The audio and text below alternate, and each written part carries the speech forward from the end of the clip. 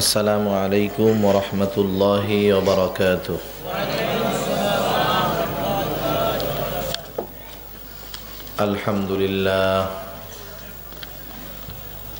अल्हम्दुलिल्लाहिल्लज़ी हदाना लिल-इस्लाम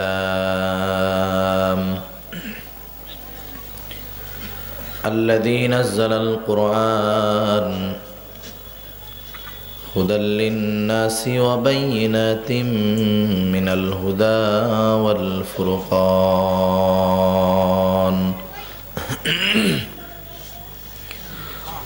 व ख़लक़ल इंसाना व कर्रमा व अल्लमहु मिनल बयानि मा लम यअलम फसुब्हानल्लज़ी ला युहसा इम्तिनानुहु बिल्लिसानि वला बिलक़लम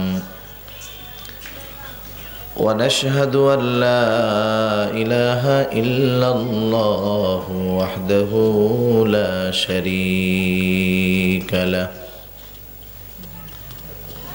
ونشهد أن سيدنا وسندنا وحبيبنا وطبيبنا وأولانا ومولانا محمد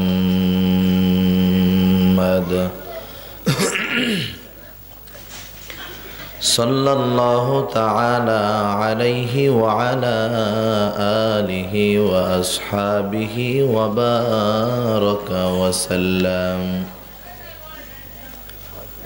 وبارك وسلم تسليما كثيرا كثيرا.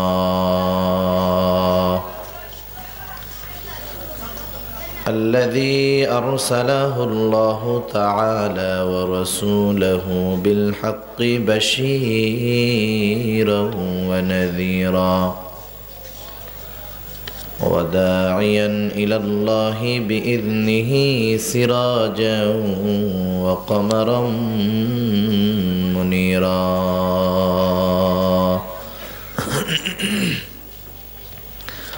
أما بعد فأعوذ بالله من الشيطان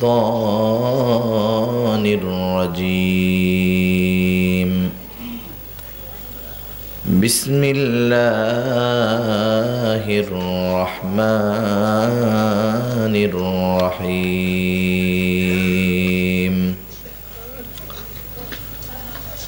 إن الذين آمنوا وعملوا الصالحات كانت لهم جنات الفردوس نزلا خالدين فيها لا يبغون عنها حولا. وقال رسول الله صلى الله عليه وسلم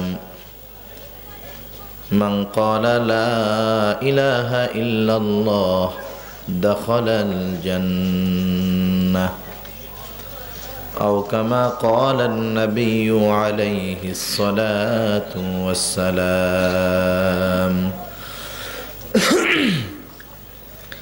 صدق الله العلي العظيم وصدق رسوله النبي الكريم ونحن على ذلك من الشاهدين والشاكرين والحمد لله رب العالمين. سبحانك لا علم لنا إلا ما علمتنا إنك أنت العليم الحكيم.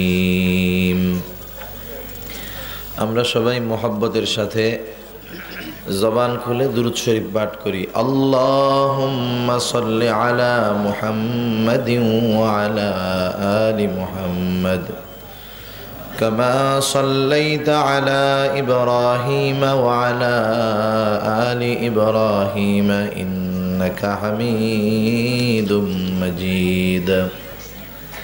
اللهم بارك على محمد وعلى آل محمد كما باركت على إبراهيم وعلى آل إبراهيم إنك حميد مجيد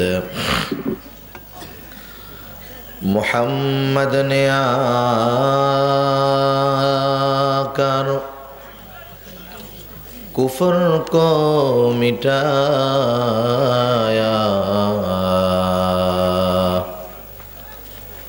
कुफ्र को मिटाकर सदाकत को बताया। बलगल उला बिकमालिही कशफद्दुजा बिजमालिही हसनत जमीउ खिसालिही सल्लु अलैहि व आलिहि। अल्लाहर मोहब्बते ज़ुबान खुले एकटू जिकिर करी ला इलाहा इल्लल्लाह।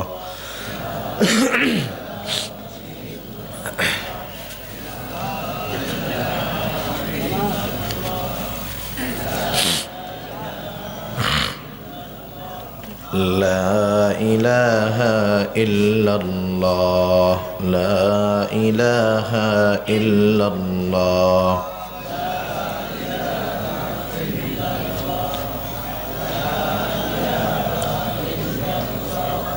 ला इलाहा इल्लल्लाह, ला इलाहा इल्लल्लाह। ला इलाहा इल्लल्लाह मुहम्मदुर रसूलुल्लाह सल्लल्लाहु अलैहि वसल्लम। আলহামদুলিল্লাহ, ঐতিহ্যবাহী ময়মনসিংহ জেলার অন্তর্গত মুক্তাগাছা বড়ামা বাইতুল কোরআন হাফিজিয়া ও নুরানি মাদ্রাসার উদ্যোগে আয়োজিত শাইখুল ইসলাম আল্লামা শাহ আহমদ শফি রহমতুল্লাহি আলাইহির স্মরণে আজকের এই ওয়াজ ও দোয়ার মাহফিলের সম্মানিত শ্রদ্ধেয় সভাপতি, আমন্ত্রিত এ জাতির শ্রেষ্ঠ সন্তান, আমাদের মাথার মুকুট, উলামায়ে কেরাম, সামনে উপস্থিত মুরব্বিয়ানে কেরাম, সমবয়সী যুবক বন্ধু, স্নেহের ছোট ভাই এবং পর্দার অন্তরালে অবস্থানরতা সম্মানিতা শ্রদ্ধেয়া মা ও বোন, দয়াময় আল্লাহ রব্বুল আলামিনের দরবারে অগণিত শুকর যে মহান মালিক আমাদের হায়াতে বরকত দিয়ে সুস্থ রেখে এতক্ষণ পর্যন্ত উলামায়ে কেরামের জবান থেকে বহুত দামি কথা শ্রবণ করবার, আমাকেও আপনাদের খেদমতে কিছু দ্বীনি কথা পেশ করবার লক্ষ্যে যে মহান মালিক সুস্থ অবস্থায় এখানে আসার তৌফিক দিয়েছেন, সেই মালিককে খুশি করার জন্য মোহাব্বতের সাথে জবান খুলে অন্তর থেকে আমরা একবার কালিমাতুশ শুকর পাঠ করি আলহামদুলিল্লাহ। অগণিত দরুদ ও সালাম সৈয়দুল আম্বিয়া, আশরাফুল আম্বিয়া, খাতামুল আম্বিয়া, বিশ্বনবী, শেষ নবী, শ্রেষ্ঠ নবী মুহাম্মদুর রাসূলুল্লাহ সাল্লাল্লাহু আলাইহি ওয়াসাল্লামের প্রতি। আল্লাহ তাআলা আমাদেরকে এখানে আসার জন্য কবুল করেছেন, তাই আমরা আসতে পেরেছি। কি বলেন? আল্লাহ যদি তৌফিক না দিত আমরা এখানে আসতে পারতাম না। আচ্ছা, আমার আলোচনার সময়টা কতক্ষণ বলতে পারেন? হ্যাঁ, আলোচনার সময় কয়টা পর্যন্ত একটু জেনে আসেন, হ্যাঁ, তাহলে ভালো হবে আর কি। সম্মানিত উপস্থিতি, আমরা এমন একটা সময় এখানে একত্রিত হয়েছি যখন গোটা দুনিয়াব্যাপী ঈমান আর কুফুরের লড়াই চলতেছে। ঈমানের সাথে কাফেরের লড়াই চলতেছে মুমিনের সাথে, কিন্তু সমস্যাটা হলো অন্য জায়গায়। সমস্যা হলো প্রকাশ্য শত্রুর মোকাবেলা করা সহজ, কিন্তু অপ্রকাশ্য গোপনে লুকিয়ে থাকা শত্রুর মোকাবেলা করা একটু কঠিন ব্যাপার। মানুষের রোগ হয় না, যেই রোগ প্রকাশ্যে হয় সেই রোগের ট্রিটমেন্ট সহজ, কিন্তু যেই রোগের লক্ষণ প্রকাশ পায় না সেই রোগটা কিন্তু কঠিন রোগ। যেমন জটিল ও কঠিন রোগের অন্যতম একটি রোগ হলো ক্যান্সার। এই ক্যান্সার যখন কারো দেহের মধ্যে দানা বাঁধে,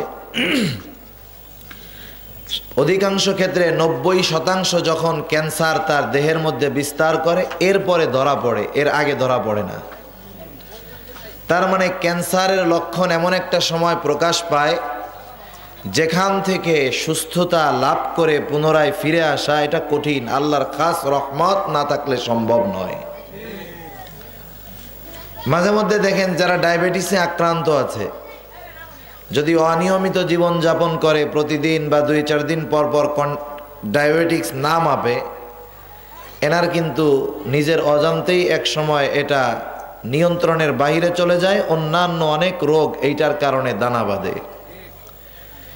সেজন্য প্রকাশ্য রোগের চাইতে অপ্রকাশ্য রোগ এটা জীবনের জন্য বেশি ক্ষতিকর।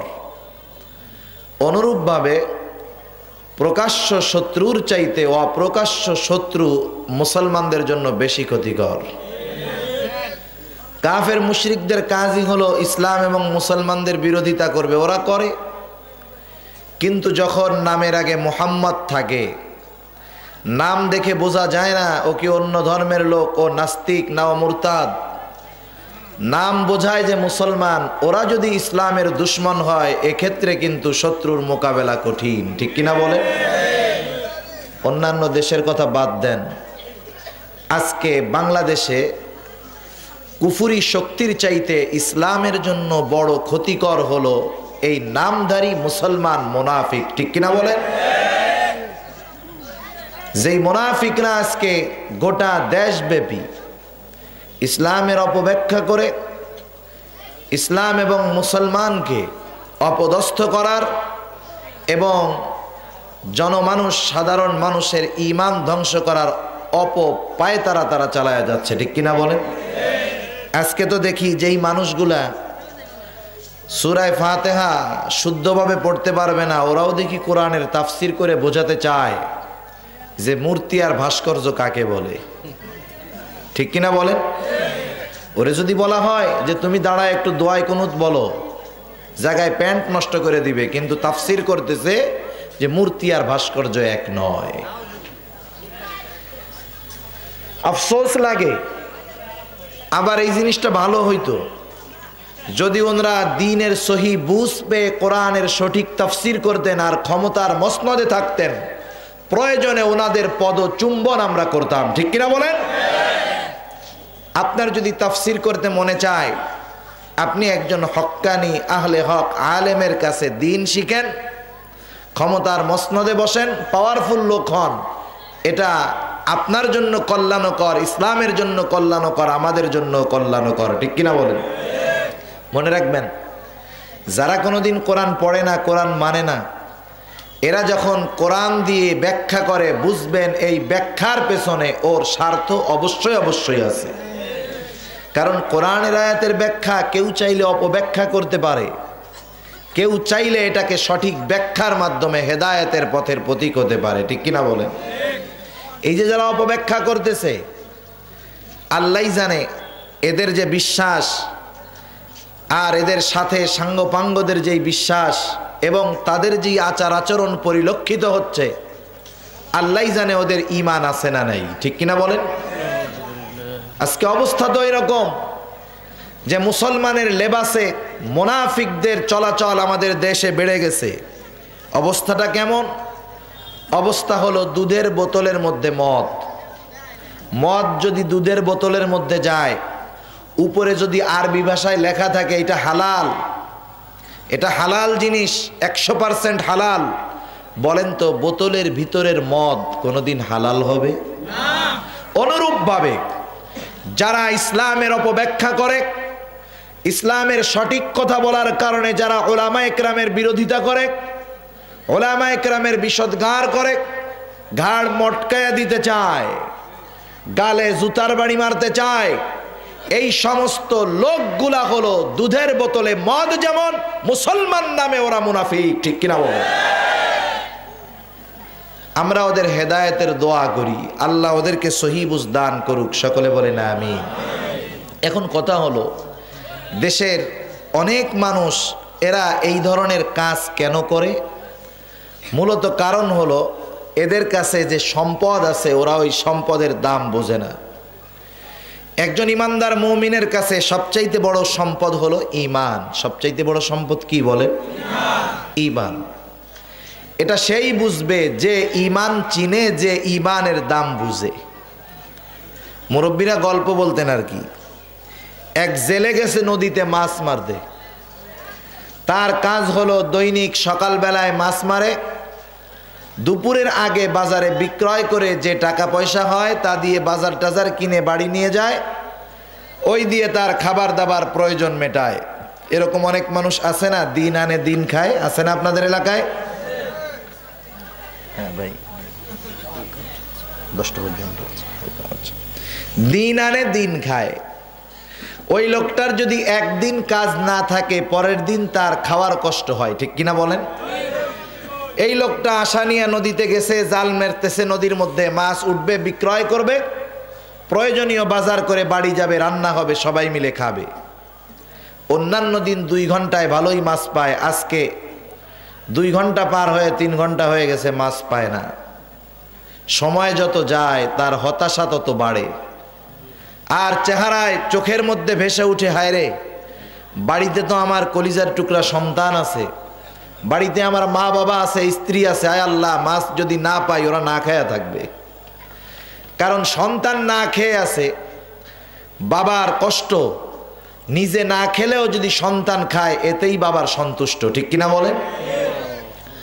বারবার চিন্তা করতেছে, হায় রে, মাছ না পাইলে তো না খেয়ে থাকবে, কি হবে অবস্থায়? চিন্তা করতে করতে সূর্য মাথার উপরে উঠে গেছে, মাছ পায় না।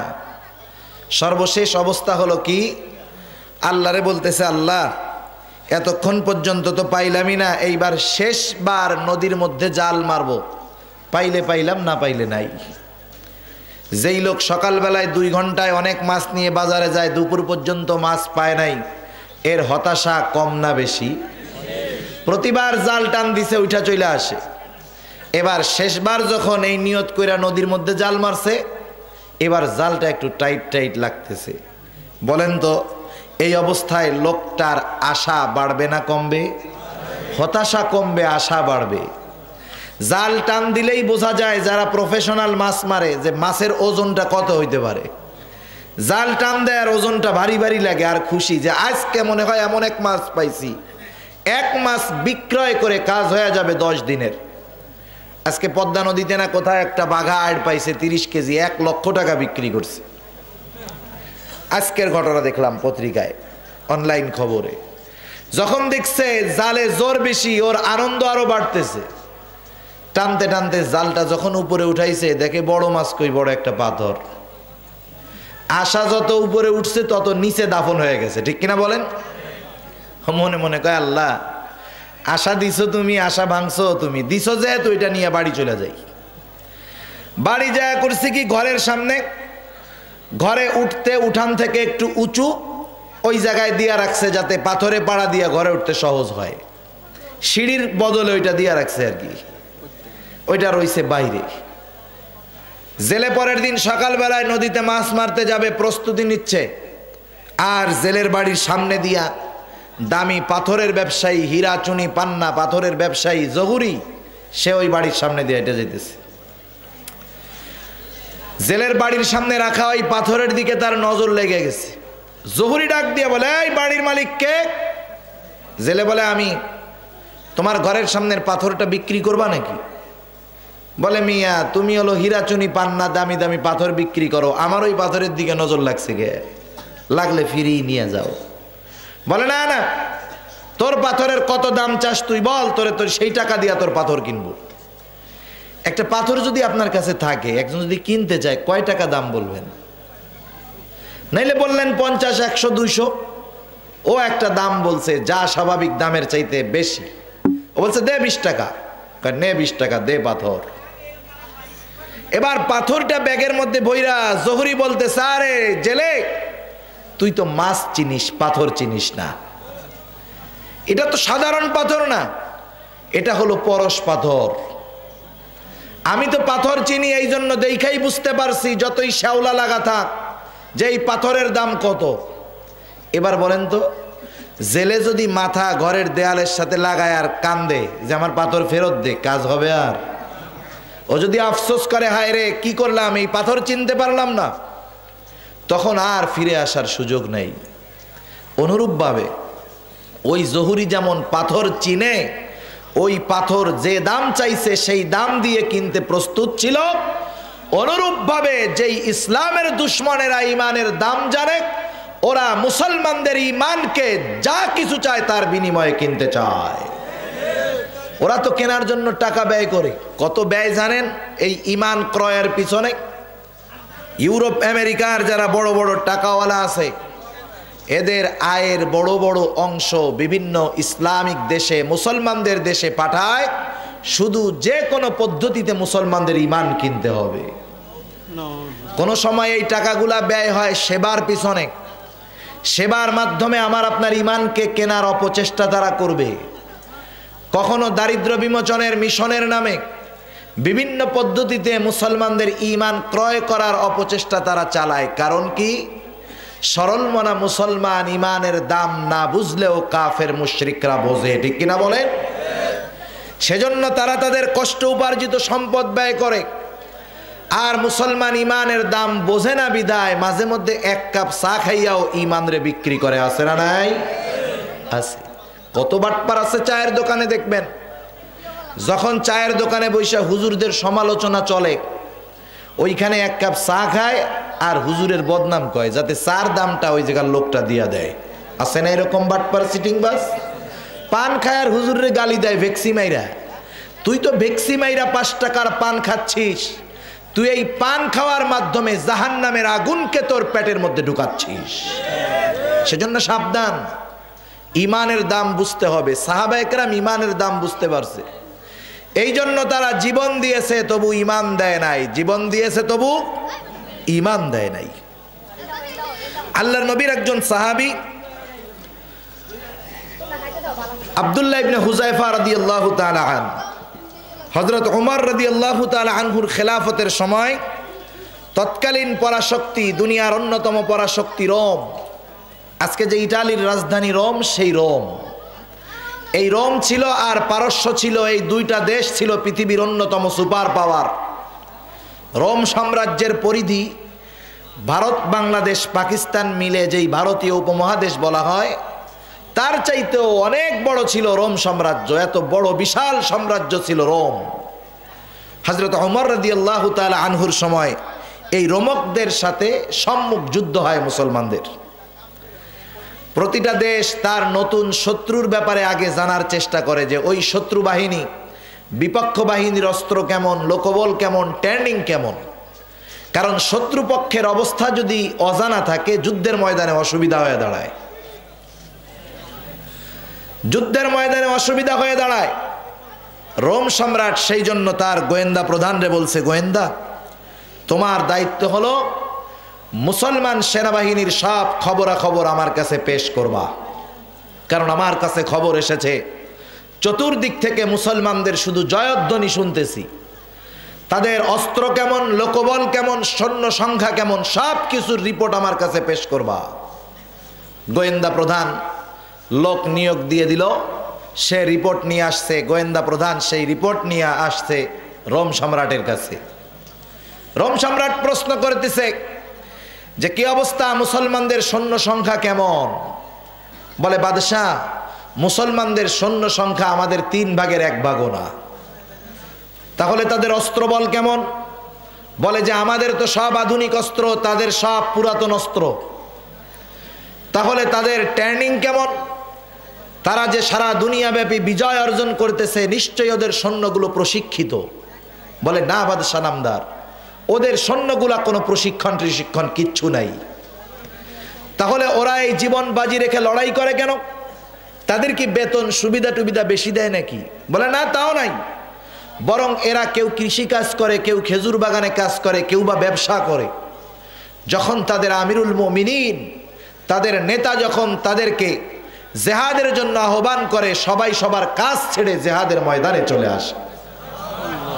তাহলে লোকবল কম, অস্ত্রবল কম, যুদ্ধের ময়দানে জয় পায়। এর কারণটা কি বলতো? বলে আমার দৃষ্টিতে কারণ হলো দুইটা। কয়টা বলেন? দুইটা কারণ। আমরা তো যুদ্ধের ময়দানে যাই শুধু জয়ের জন্য, যেই কারণে পরাজয়কে আমরা ভয় পাই। আমরা যুদ্ধের ময়দানে একটা উদ্দেশ্যে যাই, সেটা হলো জয়। যখন জয় না পাই আমরা ভয় পাই। কথা বুঝেন নাই? আর মুসলমান দুইটা উদ্দেশ্যে যায়।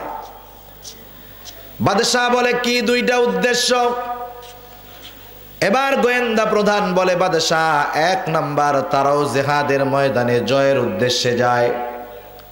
দ্বিতীয় উদ্দেশ্য হলো আমরা তো যখন জয় না পাই ভয় পেয়ে ফিরে আসি, কিন্তু মুসলমান যুদ্ধের ময়দান থেকে ফিরতে চায় না। মুসলমান যুদ্ধের ময়দানে তার জীবনটাকে উৎসর্গ করে দিতে চায়। ওরা মরার জন্য যায়। বাদশাহ বলে কি বলো, দুনিয়ার কোনো মানুষ কি মরতে চায় নাকি?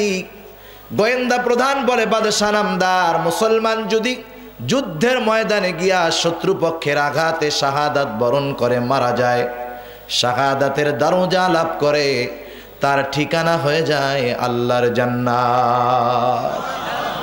তাহলে তারা জান্নাতের নেশায় যুদ্ধের ময়দানে যায়, পিছপা হয় না, জীবন দেয়। বাদশাহ একটু অবাক হয়ে গেলেন, এরা কেমন মানুষ যারা মরণকে ভয় পায় না। সেনা প্রধানকে ডাক দিয়ে বলে, ও সেনা প্রধান, তোমার উপরে দায়িত্ব হলো যুদ্ধের ফলাফল যা হয় হোক, আমি কিছু জীবন্ত মুসলমান সৈন্যকে দেখতে চাই। তুমি কিছু জীবিত মুসলমান সৈন্য আমার জন্য রাজধানীতে পাঠায়া দিবা। যুদ্ধ শুরু হয়ে গেল। ঘটনাক্রমে মুসলমানদের একটা কাফেলা কাফেরদের হাতে আটকা পড়ে গেল। বাদশাহর আদেশে সেনা প্রধান ওই জীবিত মুসলমান দলকে পাঠায়া দিল বাদশাহর কাছে রাজধানীতে। বাদশাহর কাছে খবর দেওয়া হলো, বাদশাহ, মুসলমানদের একটা দল যুদ্ধের ময়দানে আমাদের হাতে বন্দী হয়েছে, আপনি আদেশ দিলেই হাজির করা হবে। বাদশাহ বলে, আগামী দিন সকালবেলায় দরবারে হাজির করবা, সবাইকে রাজ দরবারে উপস্থিত থাকতে বলবা। সকালবেলায় বাদশাহ চলে আসলো রাজ দরবারে, তার সিংহাসনে উপবেশন করলো। এইবার বাদশাহ আদেশ করতেছে, যাও ওই মুসলমান সৈন্যগুলাকে আমার দরবারে হাজির করো। ভরা মজলিস, লোকজন ভরা। মুসলমানদের একটা দল, 40 জনের একটা দল ধরা পড়ে গেছে। যুদ্ধের ময়দান থেকে আক্রমণ করার সময় ধরা পড়ে গেছে, আটক করা হয়েছে তাদের। অবস্থা এমন, যুদ্ধের ময়দানে আসছে কিন্তু তাদের গায়ে কোনো বর্ম নেই, মাথায় সংরক্ষণ তরবারি অস্ত্রের আঘাত থেকে বাঁচার জন্য শিরস্ত্রাণটাও নাই, গায়ে ছেঁড়া জামা, পায়ে জুতা নাই, খালি পা, চুল দাড়িগুলা ধুলায় মলিন। এমন একটা দল বাদশার সামনে হাজির করা হলো। বাদশাহ এবার বলতেছে, এই তোমাদের নেতাকে, আমিরকে? যুবক একজন দাঁড়ায় গেছে, বলে, আমি হলাম এই কাফেলার আমির। নাম কি তোমার হে যুবক? বলে, আমার নাম হলো আব্দুল্লাহ ইবনে হুযায়ফা। আব্দুল্লাহ ইবনে হুযায়ফাকে বাদশাহ বলতেছে, আব্দুল্লাহ, তুমি আমার পাশে এসে বসো। ভর মজলিসের লোকজনের নজর বাদশাহর দিকে। হায়রে, বাদশাহ করে কি? এ তো এমন এক সুপার পাওয়ার, এমন এক প্রতাপশালী বাদশাহ, যার পাশে বসার জন্য গোটা দুনিয়ার বড় বড় রাজারা মুখর হয়ে থাকে, চেয়ে থাকে। বাদশার পাশে বসতে পারা এর মতো সৌভাগ্যের ব্যাপার আর কিছু না। কত বড় বড় ক্ষমতার অধিকারী সম্ভ্রান্ত লোক বাদশার পাশে বসতে পারে না। সেই বাদশাহ নিজে তার পাশে এমন একটা লোককে ডেকে নিল, যেই লোকটার দেহ ধুলায় মলিন, পায়ে জুতা পর্যন্ত নাই। কি লোকটার আছে যার কারণে বাদশাহ তার পাশে ডেকে বসালো? সবাই তাকায় আছে, সবার নজর ওই দিকে। বাদশাহ এবার আব্দুল্লাহ ইবনে হুযায়ফারে বলতেছে, আব্দুল্লাহ, আমার পাশে বসার জন্য গোটা দুনিয়ার বড় বড় বাদশাহ পাগল, আর আমি তোমাকে আমার পাশে আইনা বসাইছি, অথচ তুমি আমার হাতে বন্দী। কোন বন্দী এই জায়গায় বাদশার পাশে বসবে এ স্বপ্নে ওইটা দেখে না। কিন্তু আব্দুল্লাহ, তোমার সাথে আমি একটা মোহাব্বতের সম্পর্ক গড়তে চাই, যার কারণে আমি তোমাকে আমার পাশে এনে বসিয়েছি। তোমার সাথে একটা ভালোবাসার সম্পর্ক আমি গড়তে চাই। কিন্তু আব্দুল্লাহ সমস্যা হয়ে গেছে অন্যটা, আমি হলাম খ্রিস্টান, তাই খ্রিস্ট ধর্মকে ভালোবাসি, আমি যাকে ভালোবাসবো অবশ্যই সে খ্রিস্টানই হবে। কিন্তু তুমি তো খ্রিস্টান নাও। ও আব্দুল্লাহ, আমার পক্ষ থেকে তোমার কাছে প্রস্তাব, তুমি আমার একটা কথা মেনে নিবা, বিনিময়ে অনেকগুলা পুরস্কার আমি তোমাকে প্রদান করব। বাদশাহ এবার কথা শুরু করলেন। বাদশাহ বলতেছে, আব্দুল্লাহ, যেহেতু আমি খ্রিস্টান, খ্রিস্ট ধর্মকে ভালোবাসি, খ্রিস্টানকে ভালোবাসি, এক নাম্বার ব্যাপার হলো তুমি যদি আমার ভালোবাসা পেতে চাও, তোমাকে ইসলাম ছেড়ে খ্রিস্ট ধর্ম গ্রহণ করতে হবে।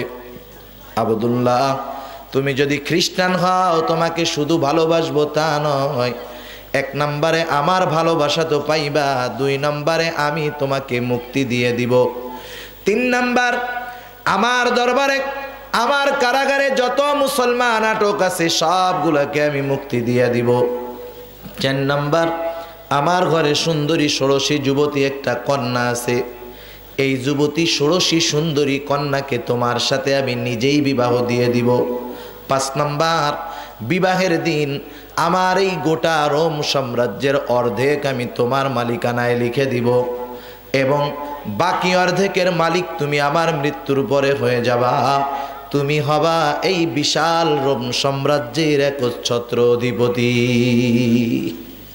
বিশাল বড় প্রস্তাব। এই রকম প্রস্তাব বাদশাহ মনে করছে আব্দুল্লাহ ইবনে হুযায়ফা মেনে নিবে। বলেন তো, বাদশাহ যে এই প্রস্তাবগুলো দিয়েছে, এই প্রস্তাবগুলো আব্দুল্লাহর কাছে পছন্দনীয় নাকি? নিঃসন্দেহে অপছন্দ।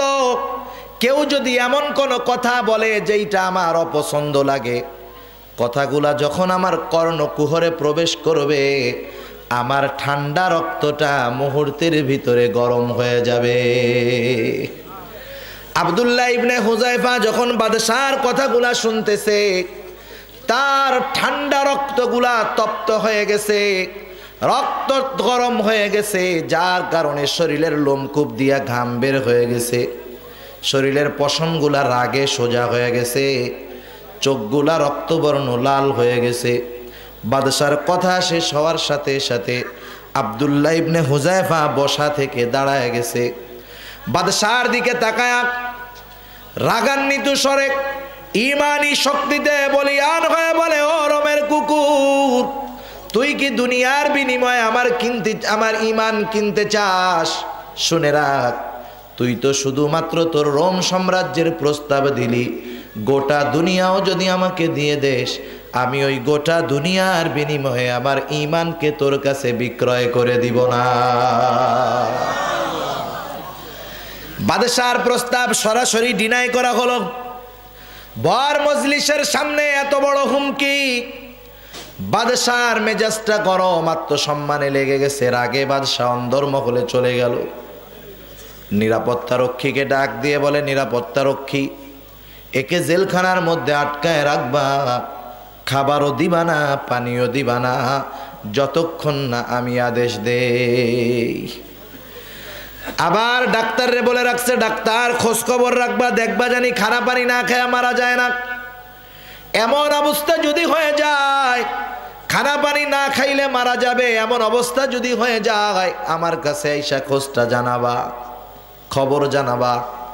এইবার একটা সপ্তাহ জেলখানার মধ্যে আব্দুল্লাহ ইবনে হুযায়ফা, খাবারও নাই, পানিও নাই, যুবক মানুষ, না খেয়ে খেয়ে এতটা দুর্বল হয়ে গেছে, শুয়ে আছে জেলখানার মধ্যে, বোঝা যায় না বেঁচে আছে নাকি দুনিয়া থেকে চলে গেছে।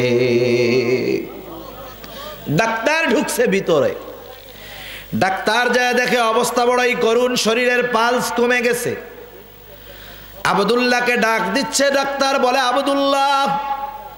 আব্দুল্লাহ চোখ মেলে তাকাইছে, ডাকের জবাব দেয়, কিন্তু এতটা দুর্বল, ঠোঁট নড়ে কিন্তু এতটা দুর্বল, যার কারণে জবান দিয়ে শব্দের আওয়াজ বের হয় না। ডাক্তার বলতেছে, আব্দুল্লাহ তোমার অবস্থা তো বড় করুণ, খানা পানি না খাইলে মারা যাবা। ডাক্তার বাদশার কাছে খবর পাঠাইলো, বাদশা নামদার আব্দুল্লাহর অবস্থা কিন্তু বড়ই করুণ, খানা পানি না দিলে যে কোনো মুহূর্তে মারা যেতে পারে। বাদশাহ আদেশ করলেন, যাও আব্দুল্লাহর জন্য খানা পানির ব্যবস্থা করো, কিন্তু আব্দুল্লাহকে যেই খাবার দিবা সেটা হবে শুয়োরের গোশত, আর পানি হিসাবে যেটা দিবা সেটা হবে মদ মেশানো পানি। দেওয়ার আগে জানায় দিবা যে এটা কিন্তু এই খাবার। বাদশাহ নিয়ে গেছে, বাদশাহর আদেশে খাবার নিয়ে গেছে ডাক্তার। আব্দুল্লাহকে বলে, ও আব্দুল্লাহ, তোমার অবস্থা তো এমন, খানা পানি না খাইলে মরবা। বাদশাহ তোমাকে খাবার দেওয়ার আদেশ করেছে, কিন্তু শুনে নাও, যেই খাবার তোমার জন্য আনা হয়েছে এটা হলে শুয়োরের গোশত আর মদ মেশানো পানি। হারাম খাবার পাঠিয়েছে বাদশাহ, কারণ বাদশাহ খুব ভালো মতো জানে যদি কোনো ব্যক্তি হারাম খাবার খায় তার ঈমানের নূর দুর্বল হয়ে যায়। দুনিয়ার অবস্থাও এরকম। দেখবেন যারা সুদ খায়, ঘুষ খায়, টাকার মালিক, বাজারের বড় মাছ, ভালো গোশ ওরা প্রতি বাজারের দিনই কেনে, ঠিক কিনা বলেন? যতই খাইয়া না দুষ্ণুদুষ হোক না কেন, চেহারার দিকে তাকাইলে বোঝা যায় মানুষ না কোনো জানোয়ার, ঠিক কিনা বলেন? চেহারার মধ্যে কোনো নূর নাই, চেহারার মধ্যে কর্কশতা। কিন্তু দেখবেন যেই গরিব মানুষটা ঈমানের উপরে আছে, হালাল খায়, খাবার যতই নরমাল হোক না কেন, পান্তা ভাত মরিচ ডলা দিয়া খাক না কেন, কিন্তু খাবারটা হালাল হওয়ার কারণে তার চেহারার মধ্যে ওই হালাল খাবারের প্রভাবটা টের পাওয়া যায়। হালাল খাবার ঈমানকে দুর্বল বানায় দেয়, হারাম খাবার আমলের স্পৃহাকে নষ্ট করে দেয়। হারাম খাবার মানুষকে পাপের দিকে ধাবিত করে, ঠিক কিনা বলে? এত সহজে ওলামায়ে কেরামরে গালি দেওয়া যায় না। যেই পেটে হালাল খাবার যায় সেই জবান দিয়া গালি আসতে পারে না, ঠিক কিনা বলেন? খোঁজ নিয়ে দেখেন, যেগুলা গালি দেয় ওলামায়ে কেরামের বিশদগার করে, খাবার তো হারাম আছে, আল্লাহই জানে ওর পিতৃ পরিচয়গুলা কেমন। কোন বৈধ মানুষের জবান দিয়ে তো ওলামায়ে কেরামকে গালি দেওয়া আসতে পারে না। আপনার অনেক কিছু ভালো না লাগতে পারে, কিন্তু ঈমানের দাবি আপনাকে কি বলে? আপনি যখন কোনো ঈমানি আন্দোলন দেখবেন যে কেউ দুনিয়ার স্বার্থে নয়, ঈমানের স্বার্থে কিছু করতেছে, বলতেছে, আপনি যদি দেখেন যে তাদের সাথে প্রকাশ্যে সমর্থন দিলে আপনার জীবনের আশঙ্কা আছে, আপনার সাথে সমর্থন দেওয়ার দরকার নাই, আসার দরকার নাই। আপনি ঘরের কোণে বসে আল্লাহর কাছে বলেন, আল্লাহ, আমি তো আমার পার্টি করার কারণে, দল করার কারণে, বিভিন্ন কারণে তাদের পক্ষে যাইতে পারতেছি না প্রকাশ্যে, কিন্তু আমারও তো ঈমান আছে, তারা তো ঈমানের দাবিতে গেছে, আল্লাহ আপনি তাদের উদ্দেশ্যকে সফল কাম করেন। এতটুক করলেও বাঁচতে পারবা।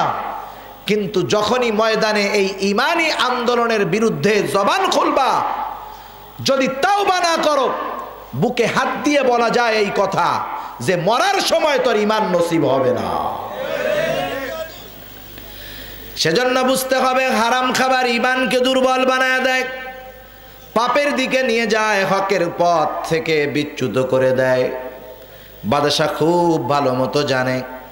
আব্দুল্লাহ ইবনে হুযায়ফাকে যখন বলা হলো, আব্দুল্লাহ, তোমার জন্য যেই খাবার পাঠানো হয়েছে এটা হলো শুয়োরের গোশত আর মদ মেশানো পানি, কিন্তু কোরআনুল কারীমের মধ্যে আল্লাহ তাআলা জানায় দেন, যদি কোনো মানুষের অবস্থা এমন হয়ে যায়, খাবারের অভাবে জীবনের আশঙ্কা, খাবার আশেপাশে কোনো হালাল খাবার নাই, খাবারের অভাবে তার জীবন আশঙ্কাগ্রস্ত হয়ে গেছে, এমত অবস্থায় যদি এমনটা হয়, আশেপাশে যদি হারাম ছাড়া কোনো খাবার না থাকে, জীবন বাঁচানোর জন্য যতটুকু হারাম গ্রহণ করার প্রয়োজন ততটুকু গ্রহণ করার অনুমতি ইসলামী শরীয়ত দিয়েছে। আব্দুল্লাহ ইবনে হুযায়ফা এটা খুব ভালো মতোই জানে। এরপরেও যখন তার সামনে হারাম খাবার আর মদ মেশানো পানি আনা হলো, একটু আগে যে আব্দুল্লাহ ক্ষুধার যন্ত্রণায় কথা বলতে পারে না, ঈমানি শক্তিতে বলিয়ান হয়ে জবান খুলে ডাক্তারকে বলতেছে, ও ডাক্তার, এগুলা আমার সামনে থেকে সরায় ফেল, জীবন চলে যায় যাক, তবু আমি হারাম খাবার আমার মুখে লাগাবো না। কারণ ইমানদার যখন ইমানে আঘাত করে তার সুপ্ত ইমানটা তপ্ত হয়ে ওঠে, ঠিক কিনা বলেন? কিছুদিন আগে দেখলেন ফ্রান্স রাষ্ট্রীয় পৃষ্ঠপোষকতায় যখন আমার আপনার নবীকে অপমান করার অপচেষ্টা চালাচ্ছিল, যখন আন্দোলনের ডাক দেওয়া হলো, দল মত নির্বিশেষে নামাজি বেনামাজি সবাই এই আন্দোলনে সামিল হয়েছে। অনেক মানুষকে তো আমরা এমনও দেখেছি ঠিক মতো জুমআর নামাজ পড়ে না, সেও ওই আন্দোলনের প্রথম কাতারে নবীর পক্ষে স্লোগান তুলেছে, ঠিক কিনা বলেন?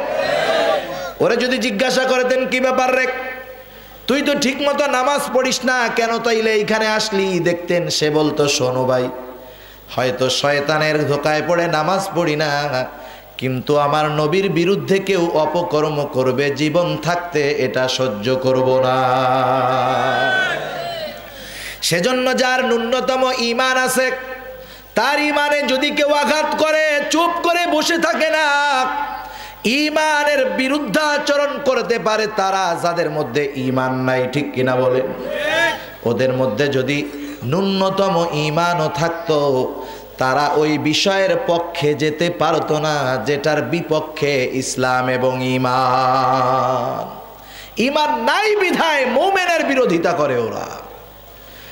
আব্দুল্লাহ ইবনে হুযায়ফা এবার বলল, চিৎকার দিয়া খাবো না, জীবন চলে যায় যাক।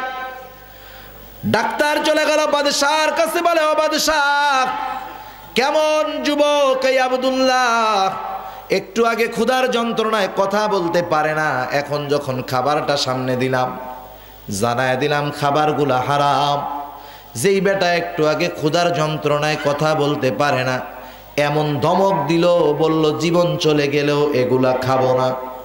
বাদশার রাগ তো আগের আছে, রাগ আরো বেড়ে গেল। এবার জল্লাদকে ডাক দিয়ে বলে, জল্লাদ, আগামী দিন সকালবেলায় বড় পাত্রের মধ্যে তেল গরম করবা, আর ওইখানে আমি উপস্থিত থাকবো। পরের দিন সকালবেলায় বাদশার সামনে বড় পাত্রের মধ্যে তেল গরম করা শুরু হয়ে গেল। বাদশাহ আদেশ করলো, যাও আব্দুল্লাহকে আমার সামনে হাজির করো। দুর্বল আব্দুল্লাহ দুইজন লোকের কাঁধে ভর করে বাদশার সামনে উপস্থিত। বাদশাহ বলে, আব্দুল্লাহ, দেখছনি কি গরম হয়, এখনো সময় আছে, আমার প্রস্তাব মেনে নাও, পুরস্কার তো পাইবা, জীবন তো বাঁচাইতে পারবা, আর যদি আমার কথা না মানো বিপদ কিন্তু আসন্ন। আব্দুল্লাহ ওই দুর্বল অবস্থায় জবাব দেয়, বাদশাহ, জীবন দিতে রাজি আছি, তবু ঈমান দিব না। বাদশাহ এবার একজনের আদেশ করেছে, যা একজন মুসলমান জেলখানার থেকে ধরে আন। একজন কয়েদিকে ধরে আনা হলো।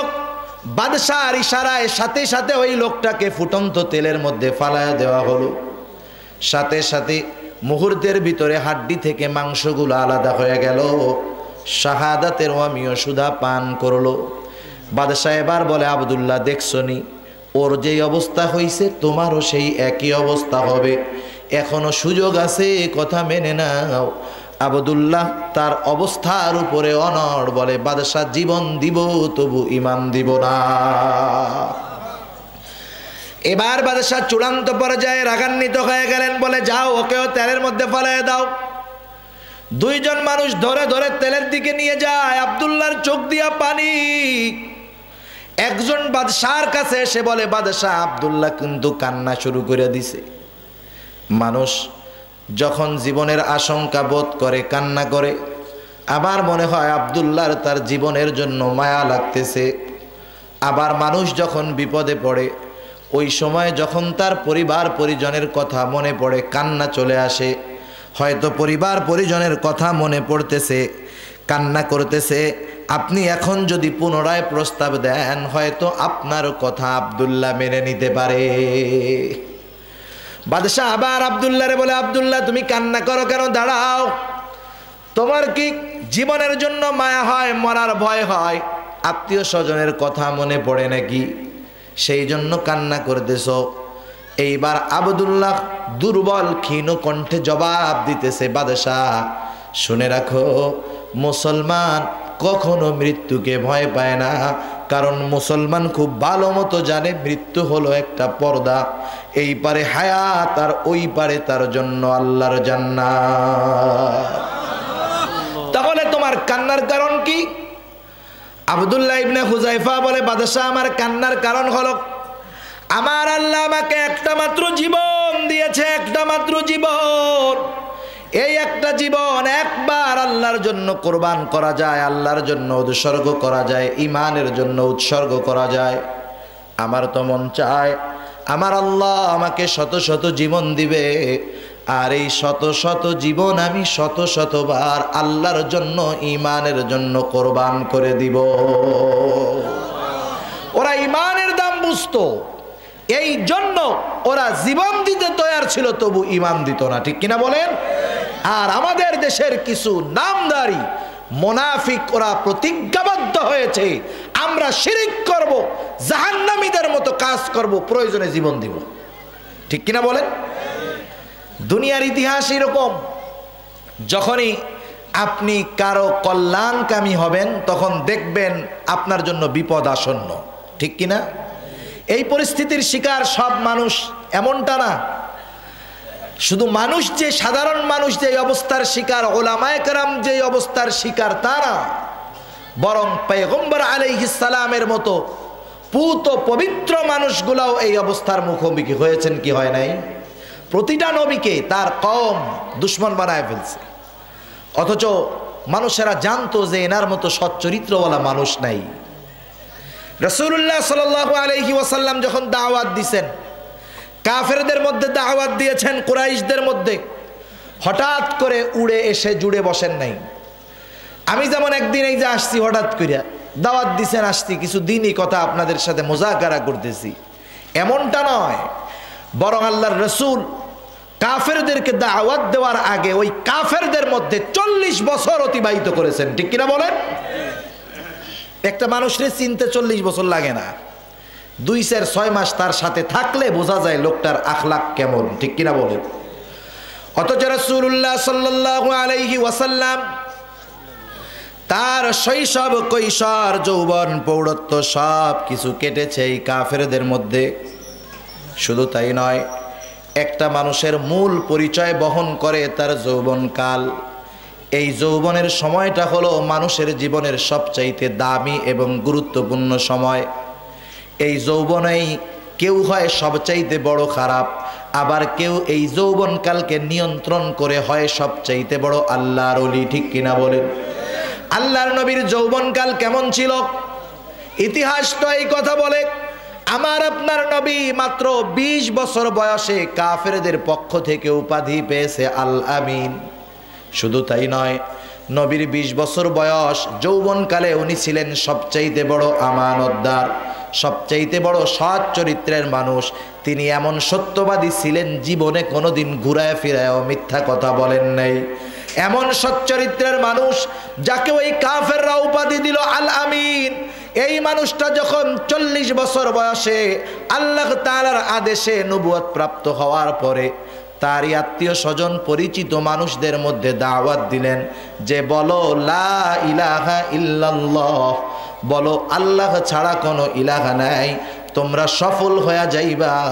এই দাওয়াত যখন দিল ওই মানুষটাই হলো তাদের বড় দুশমন।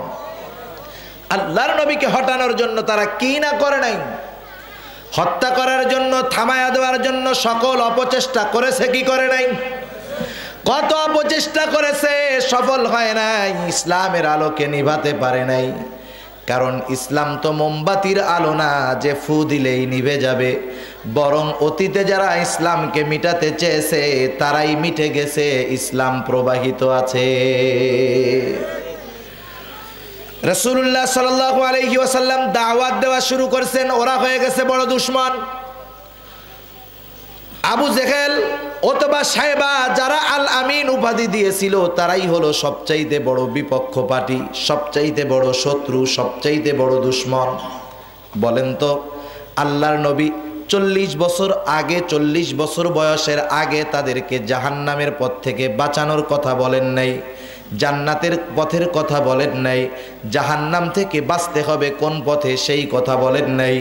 যখন 40 বছর বয়স পর জান্নাতের কথা বললেন, জাহান্নাম থেকে বাঁচার পথ বললেন, বলেন তো সবচাইতে বড় উপকার করলেন কি করলেন না? এই সবচাইতে বড় উপকার যখন তার কওমের লোকদের করলো, তখনই হয়ে গেল তারা বড় দুশ্মন। ওই ধারাবাহিকতায় আজকেও যখন উলামায়ে কেরাম মানুষদেরকে ঈমান বাঁচানোর কথা বলল, জান্নাতের কথা বলল, জাহান্নামের থেকে বাঁচার পথ বাতায়া দিল, তখন এই জাতির শ্রেষ্ঠ সন্তান হয়ে গেল তাদের বড় দুশ্মন। আবু জেহেল উতবা সাহেবেরা ইসলামের বিরোধিতা করে টিকতে পারে নাই। হয়তো 2-4-10 বছর পাওয়ারই ক্ষমতা দেখাইছে, কিন্তু একটা সময় সমূলে ধ্বংস হয়ে গেছে। যুগে যুগে যারাই ইসলামকে নিশ্চিহ্ন করার অপচেষ্টা করেছে, এই অপচেষ্টা 2-4-10 দিন 10 বছর 15 বছর থেকেছে। একটা সময় ওই অপচেষ্টাকারীরাই সমূলে ধ্বংস হয়ে গেছে। এই ইতিহাস তো চিরন্তন ইতিহাস। ক্ষমতার বড়াই যারাই দেখাক না কেন, ফেরাউনের চাইতে বেশি ক্ষমতা আছে নাকি? বেশি ক্ষমতা আছে? বেশি ক্ষমতা নাই। ফেরাউনকে আল্লাহ কেমনে মারছে সবাই জানে। যখন ফেরাউনের কাছে মুসা আলাইহিস সালাম দাওয়াত নিয়ে গেলেন, অবস্থা সর্বশেষ, ঈমান আনে না ফেরাউন। চরম পর্যায়ে পৌঁছায় গেল ফেরাউন। আল্লাহ তাআলা মুসা আলাইহিস সালামকে আদেশ করলেন, মুসা তুমি এবার বনি ইসরাইলদেরকে নিয়ে মিশর ছেড়ে চলে যাও। রাতের বেলায় আদেশ করলেন আল্লাহ তাআলা, কোন পথে যাবা, কোন দিক দিয়ে যাবা, সব আল্লাহ তাআলা বাতায়া দিলেন। মুসা আলাইহিস সালাম উম্মতদেরকে নিয়ে রওনা হয়ে গেলেন। ফেরাউনের গোয়েন্দা ফেরাউনের কাছে খবর দিল, ফেরাউন তোমার দুশমন মুসা কিন্তু বনি ইসরাইলদেরকে নিয়ে মিশর ছেড়ে চলে যায়, শত্রু হাতছাড়া হয়ে গেল। ফেরাউন 6 লক্ষ সেনাবাহিনী নিয়ে রওনা হয়েছে পিছনে পিছনে। চলতে চলতে একটা সময় মুসা আলাইহিস সালাম উম্মতদেরকে নিয়ে সাগরের পাড়ে পৌঁছাইছেন। পার হওয়ার জন্য কোনো ব্যবস্থা নাই, নৌকা টৌকা কিছু নেই। অপেক্ষা করতেছেন সকাল হবে আর কিভাবে নদীটা পার হওয়া যায় সেই রাস্তা বের করা হবে। ইতিমধ্যে ফেরাউন তাদের পেছনে পেছনে আসতেছে। দিনের আলো ফুটে উঠলো, রাতের আধার কেটে গেল। ইতিমধ্যে অবস্থা হলো এমন, মুসা আলাইহিস সালামের উম্মতেরা বনি ইসরাইলরা নদীর পাড়ে অপেক্ষমান। হঠাৎ তারা দেখতে পাইল, দেখা যায় ওই যে 3 দিক দিয়া ফেরাউন তার সেনাবাহিনী নিয়ে আমাদের দিকে ধেয়ে আসতেছে। ফেরাউনের বাহিনীও দেখতে পাইল মুসা আলাইহিস সালাম বনি ইসরাইলদেরকে নিয়ে নদীর পাড়ে অপেক্ষমান।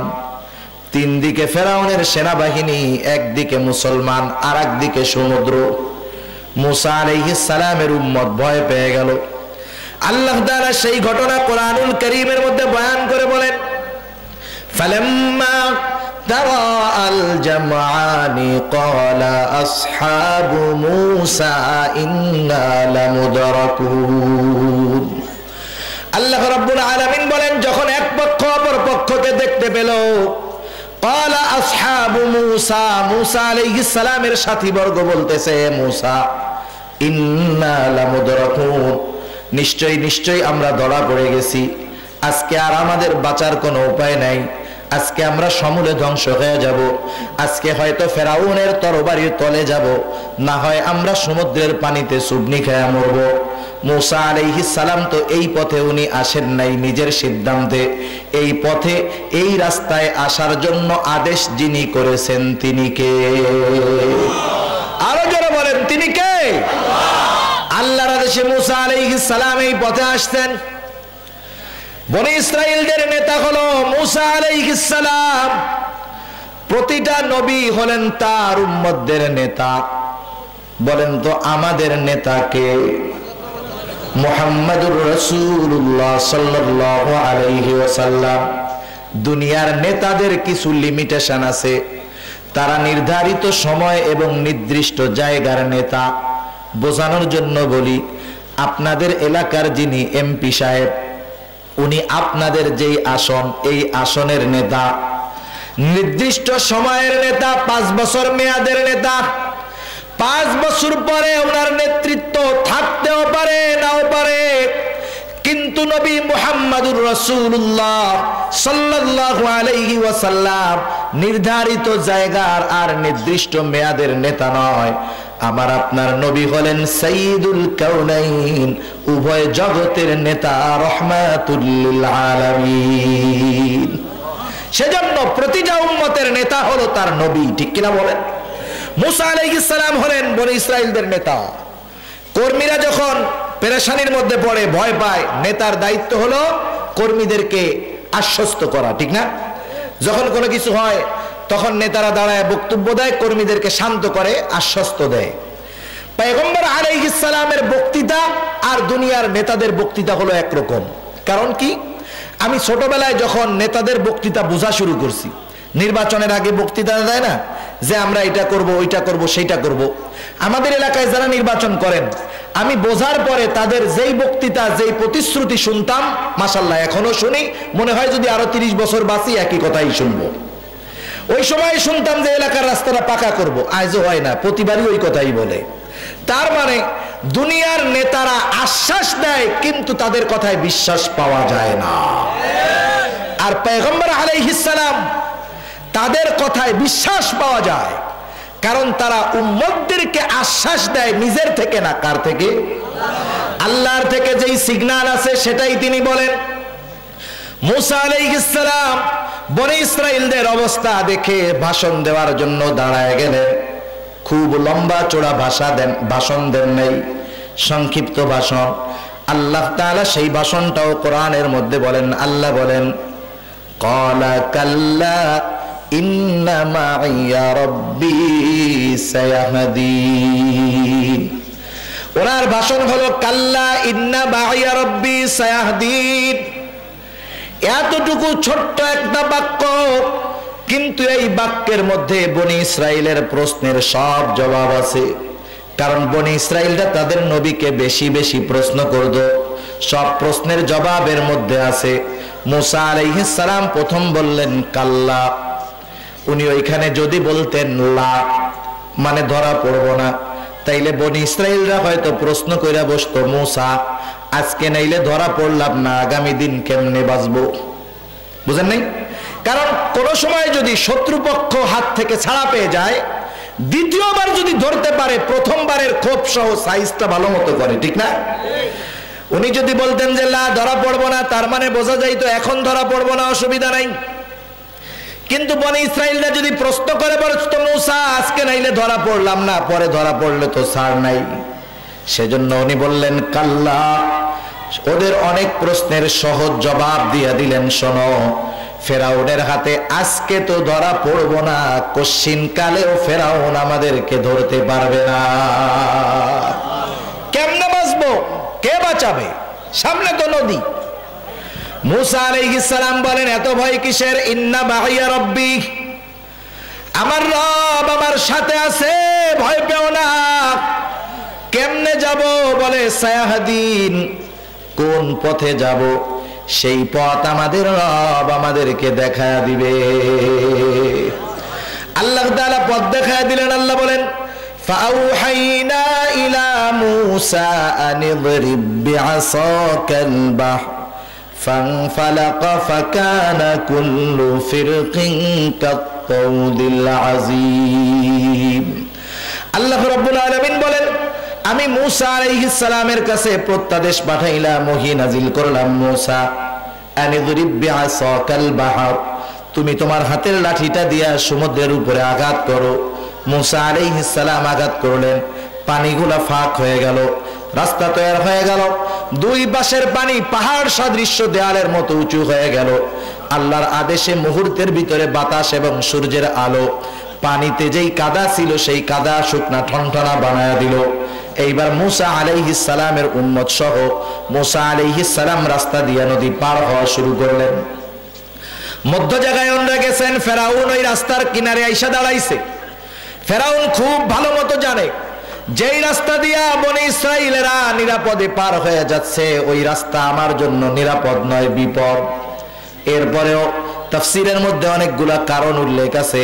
সর্বশেষ কথা হলো উনি ওই রাস্তার মধ্যে যাইতে বাধ্য হইল। এবার সৈন্য সামন্ত নিয়ে চলা শুরু করলো।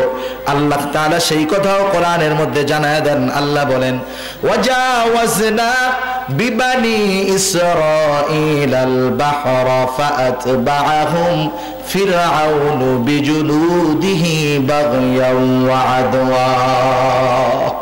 মুসা আলাইহিস সালাম তার উম্মত বনি ইসরাঈলদেরকে নিয়ে চলা শুরু করলেন। এবার ফিরআউন, আল্লাহ তাআলা বলেন, ফাআতবাআহুম ফিরআউনু বিজুনুদিহি বাগয়াও ওয়া আদওয়া। এবার সে তার সৈন্য সামন্ত নিয়ে দাম্ভিকতার সাথে ওই রাস্তার মধ্যে চলা শুরু করলো। বনি ইসরাঈল রাস্তার অপর প্রান্তে উঠে গেল। ফিরআউন তার সৈন্য সামন্ত নিয়ে মাঝ দরিয়ায়, আল্লাহ তাআলা যাদের জন্য রাস্তা তৈরি করেছিলেন তাদের প্রয়োজনীয়তা শেষ, এবার আর রাস্তা থাকবে না। আল্লাহর আদেশে দুই পাশের পানি একসাথে তাদের দিকে এমন ভাবে চাপ দেওয়া শুরু করলো, হাবুডুবু খাওয়া শুরু করছে। কারণ তারা তো তখন আছে একবারে সমুদ্রের তলদেশে, উপর দিয়া যখন একসাথে পানির চাপ, অবস্থা খারাপ। ফিরআউন বুঝতে পারলো বাঁচার আর উপায় নাই। এবার ফিরআউন বলা শুরু করলো, হাত্তা ইযা আদরাকাহুল গরাকু ক্বালা আমানতু আন্নাহু লা ইলাহা ইল্লাল্লাযী আমানাত বিহি বানু ইসরাঈলা ওয়া আনা মিনাল মুসলিমিন। আল্লাহ তাআলা বলেন, যখন পানি খাওয়া শুরু হয়ে গেছে, চুবনি শুরু হয়ে গেছে, বুঝতে পারতেছে এখন আর বাঁচার কোনো উপায় নাই। এই মুহূর্তে ফিরআউন বলতেছে, আমানতু আন্নাহু লা ইলাহা ইল্লাল্লাযী আমানাত বিহি বানু ইসরাঈল। আমি ঈমান আনলাম যে ছাড়া কোনো ইলাহা নাই। আমি তো ঈমান এনেছি তার উপরে যার উপরে বনি ইসরাঈলেরা ঈমান এনেছে। আমাদেরকে একটা জিনিস মনে রাখতে হবে, যখন কোন জাতির উপরে গজব নাজিল হয়ে যায় তখন কিন্তু আর ঈমান কবুল হয় না। মানুষের এমন একটা অবস্থা যখন হয়ে যায়, সে বুঝতে পারে আমার মৃত্যু নিশ্চিত, এমত অবস্থায় তার তাওবা আর ঈমান কবুল হয় না। হাদিসের মধ্যে আসছে, আল্লাহর নবী বলেন, মানুষ মারা যাওয়ার আগে গড়গড়া শুরু হয়, সেলেসা ওঠে, সুস্থ মানুষের শ্বাসকষ্ট শুরু হয়ে যায়। যখন এই অবস্থা হয় এর আগ পর্যন্ত তাওবা কবুল হয়, এরপরে আর হয় না। ওই পর্যন্ত ঈমান গ্রহণ করা হয়, ওর পরে আর ঈমান কবুল হয় না। ফিরআউন যখন চূড়ান্ত গজবের মুখোমুখি, তখন বলতেছে আমি ঈমান আনলাম, আমি তো একজন মুসলমান। আল্লাহ তাআলা বলেন, আল আনা ওয়া ক্বাদ আসাইতা মিন ক্বাবলু ওয়া কুনতা মিনাল মুফসিদিন। এখন ঈমান আনতেছো, এখন যখন বুঝেছো যে আর আমার বেঁচে থাকার কোনো উপায় নাই, তখন ঈমান আনতেছো।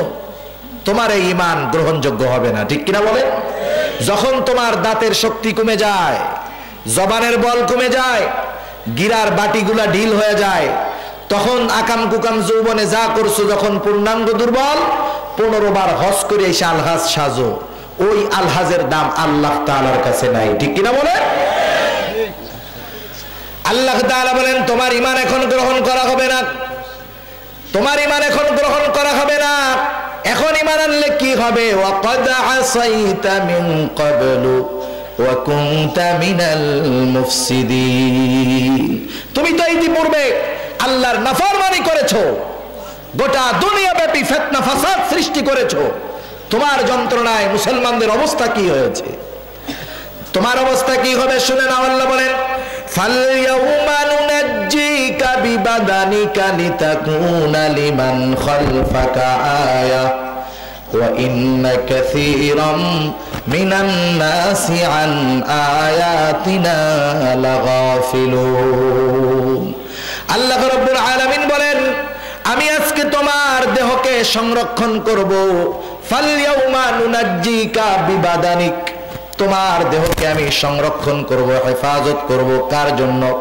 লিতাকুনা লিমান খালফাকা আয়া, তোমার পরে যারা আসবে তাদের জন্য নিদর্শন হিসাবে রেখে দিব। তোমার মতো যারা ইসলামের বিরোধিতা করে, মুসলমানদের বিরুদ্ধে আচরণ করে, মুমিনদেরকে কষ্ট দেয়, পয়গম্বর এবং পয়গম্বরের উত্তরসূরিদেরকে যারা কষ্ট দেয় তাদের জন্য তোমার দেহকে আমি রেখে দিব লিতাকুনা লিমান খালফাকা আয়াত, যাতে করে তোমার পরবর্তী যারা আছে ওরা জানতে পারে ইসলামের বিরোধিতা করার কারণে ফেরাউনের কি অবস্থা হয়েছিল। বলেন তো আজও সেই ফেরাউনের দেহ মিশরে আছে না নাই? সারা দুনিয়ার যারা বড় বড় শাসক জালেম সবাই জানে ফেরাউনের এই কারণে এই অবস্থা হয়েছে। কারণ ফেরাউনের এই কথা তো শুধুমাত্র মুসলমানদের উদ্দেশ্যে নয়, এই ঘটনা তো সংগঠিত হয়েছে ইহুদিদের সাথে, ঠিক কিনা বলেন? ইহুদিরা জানে, খ্রিস্টানেরা জানে, মুসলমানেরা জানে যে ওরা ইমানদারদের সাথে এই অসৎ আচরণ করার জন্য ফেরাউনের এই অবস্থা। সেই দেহকে আল্লাহ পানির মধ্যে রাখছেন হাজার হাজার বছর। যেখানে পানির মধ্যে একজন জীবিত মানুষ ৩-৪ ঘন্টা যদি পানির মধ্যে থাকে শরীরটা নরম হয়ে যায়। এই দেহ হাজার বছর ধরে পানির তলে রেখেছে আল্লাহ, পচতে দেন নাই। সমুদ্রের কোনো মাছ সেটাকে স্পর্শ করে নাই। কত সুন্দরভাবে রাখছে কাদের জন্য? ফেরাউনের চরিত্রের অধিকারী দুনিয়ায় যারা আছে আল্লাহ রব্বুল আলামিন তাদের জন্য শিক্ষণীয় হিসাবে ফেরাউনের লাশকে সংরক্ষণ করেছে। কিন্তু আফসোস, ফেরাউনের এই দেহ দেখা মানুষ কি শিক্ষা গ্রহণ করে? করে না। সে কথা আল্লাহ বলেন ওয়া ইন্না কাসীরাম মিনান নাসি আন আয়াতিনা লাগাফিলুন। আফসোসের ব্যাপার হলো অধিকাংশ মানুষ এর থেকে শিক্ষা গ্রহণ করে না, গাফেল এই ব্যাপারে। সেজন্য যে কথা বলতে চাই, ইসলাম এবং মুসলমানদেরকে কেউ নিশ্চিহ্ন করে দিতে পারবে না। কারণ ইসলামকে যারা নিশ্চিহ্ন করার অপচেষ্টা চালিয়েছে তারাই নিশ্চিহ্ন হয়ে গেছে, ঠিক কিনা বলেন? সেজন্য আমাকে আপনাকে বুঝতে হবে ভাই, আমি আপনি এই দুনিয়ার সামান্য কিছুর লোভে জানি ঈমানকে বিক্রি করে না দেই। কারণ এই ঈমানবিহীন আল্লাহর জান্নাত পাওয়া কখনোই সম্ভব নয়। সেজন্য সাহাবারা দাম বুঝছেন বিদায় জীবন দিতে তৈরি ছিলেন, ঈমান দেন নাই। কারণ আমি আপনি যে সফলতা চাই দুনিয়ায়, টাকা পয়সা ক্ষমতা, এগুলা সফলতা না। সফলতা কি? আল্লাহ তাআলা বলেন ফামান যুহজিহা আনিন নারি ওয়া উদখিলাল জান্নাতা ফাকাদ ফাজ। যে জাহান্নাম থেকে বেঁচে জান্নাতে যেতে পারলো সে সফল হয়ে গেল। সুবহানাল্লাহ। আর আমার আল্লাহ বলেন ঈমান ছাড়া জান্নাতে যাওয়া যাবে না। সেই কথাই আল্লাহ তাআলা বলেন ইন্নাল্লাযীনা আমানু ওয়া আমিলুস সালিহাত কানাত লাহুম জান্নাতুল ফিরদাউসি নুজুলা। আল্লাহ তাআলা বলেন নিশ্চয়ই যারা ঈমান এনেছে ও নেক আমল করেছে তাদের জন্য হলো জান্নাতুল ফিরদাউস। আর নবী আমার বলেন তোমরা যদি আল্লাহ তাআলার কাছে জান্নাত চাও জান্নাতুল ফিরদাউস চাইবা। কারণ কি?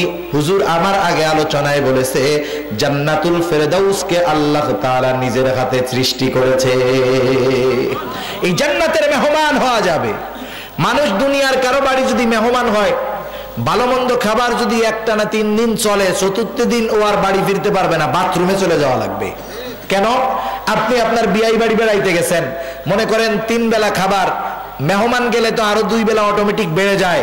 3 বেলা যদি 3 দিন 3 বেলায় যদি আপনার গরুর গোশত খাওয়ায়, যত স্টমাক যত হার্ড হোক না কেন, হজম শক্তি যত পাওয়ারফুল হোক না কেন, এই খাবার যদি প্রতি বেলায় গরুর গোশত চলে 3 দিন, চতুর্থ দিন আর খাওয়া যাবে না, বমি আসবে, পেটের মধ্যে ফাইটিং শুরু হয়ে যাবে, ঠিক কিনা বলেন? তখন আর বেড়াইতে মন চাবে না, মন চাবে যে ওরে বাপ যে সমাদর করতেছে আর 2 দিন থাকলে বিছানায় শুয়ে পড়া লাগবে, তাড়াতাড়ি বাড়ি ভাগি। কিন্তু জান্নাতে যারা মেহমান হবে সেইখানে তো বদ হজম নাই, আছে নাকি? আমরা যদি কোথাও বেড়াইতে যাই আমাদের একটা চিন্তা থাকে যে আমার বাড়িতে আমার পরিবার পরিজন আছে, যে কৃষি কাজ করে সে চিন্তা করে আমার কৃষি কাজ আছে, যার বাড়িতে গরু ছাগল আছে সে চিন্তা করে বাড়িতে গরু ছাগল আছে, আমাকে ফিরে যেতে হবে। বেড়াইতে যাওয়ার পর একটা টেনশন থাকে ফিরে যাওয়ার। কিন্তু জান্নাতে যারা যাবে আল্লাহ তাআলা বলেন খালিদিনা ফিহা লা ইয়াবগুনা আনহা হিওয়ালা, সেখানে তো সে চিরস্থায়ীভাবে থাকবে, তার জান্নাত থেকে বাহির হতে হবে এই ধরনের কল্পনাও তার মধ্যে আসবে না। সুবহানাল্লাহ বলেন। সেজন্য এই ঈমানকে সংরক্ষণ করার দরকার আছে না নাই? বাতিল শক্তি বিভিন্ন পদ্ধতিতে আমাদের ঈমানের উপরে আঘাত আনবে, আমাদের বিশ্বাসের উপরে কোঠাঘাত করবে। তারা বোঝাতে চাইবে আমাদেরকে দিয়ে এমন বিশ্বাস করাতে চাইবে যেই বিশ্বাস আমরা যদি করি ঈমান চলে যাবে।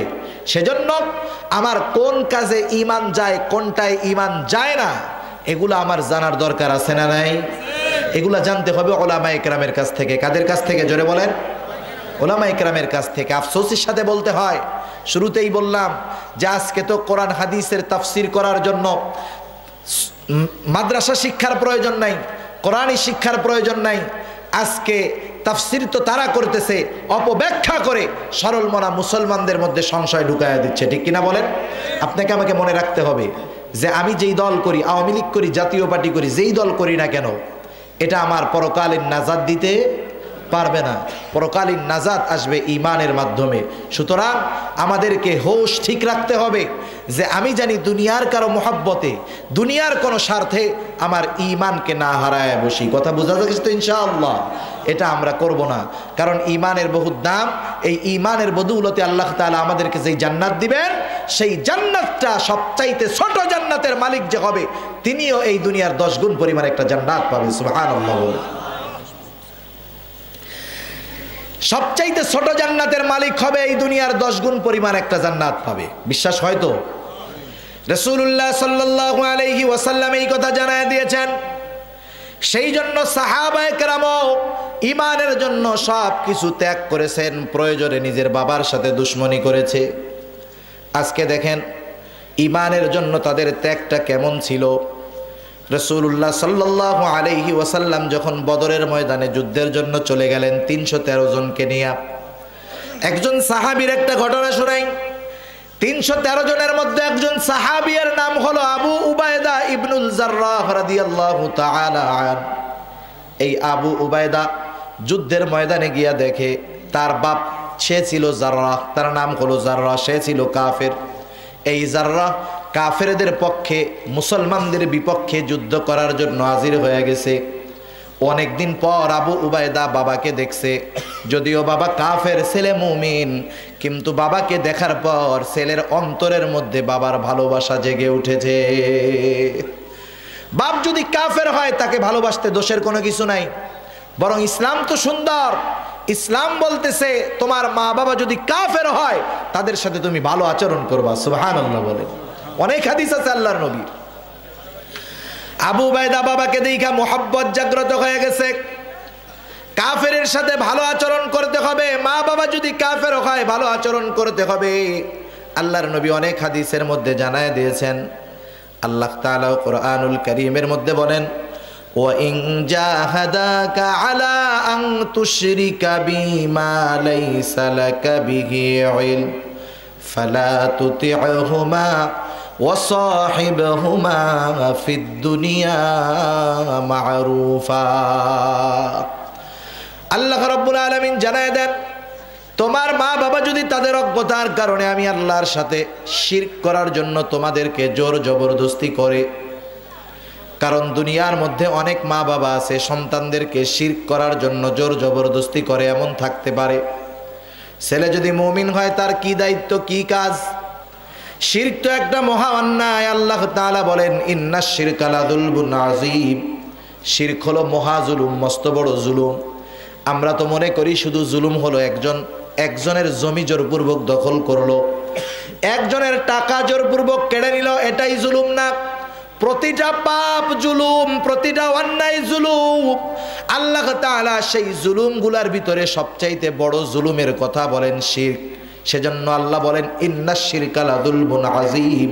আর এক জায়গায় আল্লাহ তাআলা জানায় দেন, শিরক ছাড়া যত অন্যায় করবে, হয়তো শয়তানের ধোকায় পড়ে নামাজ পড়ে নাই, রোজা রাখে নাই, হজ করে নাই, যাকাত দেয় নাই, আল্লাহ বলেন চাইলে আমি সেইটা মাফ করে দিব। কিন্তু যদি কেউ শিরক করে, তাওবা না করে, তাহলে তার এই শিরকের গুনাহ আল্লাহ মাফ করবে না।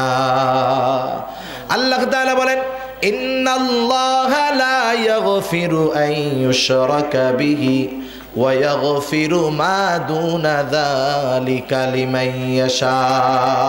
সব গুনাহ আল্লাহ মাফ করে দিতে চাইছেন, কিন্তু শিরকের গুনাহ তাওবা না করলে আল্লাহ মাফ করবে না।